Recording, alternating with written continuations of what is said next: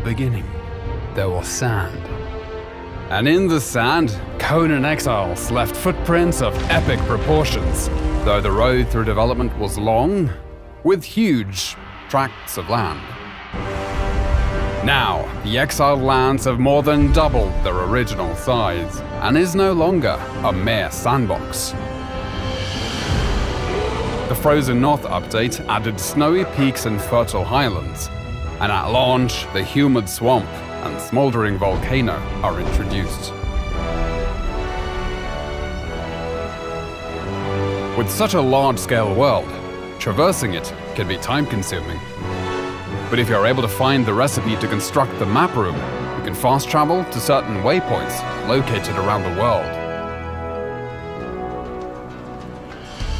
Perhaps you'll visit Sepemeru, the relic hunter city to the west, which is now a mostly harmless trading hub where players can come to barter, or perhaps strike up a conversation with the locals over a pina colada.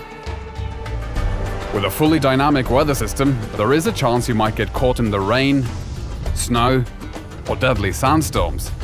But if you have half a brain, you'll avoid frostbite or sunstroke by dressing appropriately for your surroundings.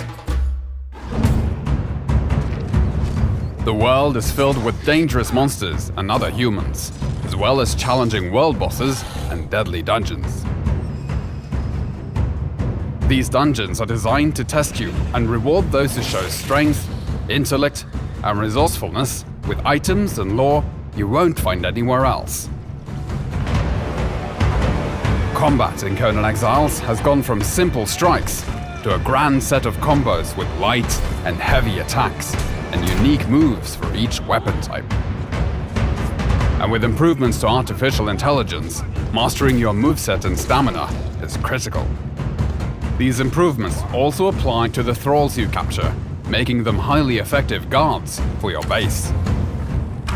Milestone bonuses have been added to perks and attributes, and players can buff their stats with war paints, potions, and armor modifications. There are now hundreds of weapons and armor pieces in the game, which are customizable through color dyes and modification kits. And there are hundreds of building blocks in different tiers and styles for you to enjoy, including crafting and cooking stations, grow beds, and decorative items for the castle of your dreams and your enemy's nightmares. To penetrate the defenses of a player's fortress, siege weapons were introduced in the form of trebuchets, which can give you the upper hand as both attacker and defender, particularly if your enemy has been able to summon an avatar to tear down your walls.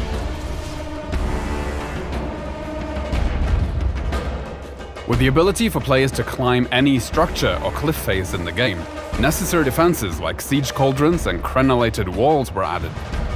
And should the enemy somehow be able to sneak their way in, there is always the option of blowing them up in your personal minefield.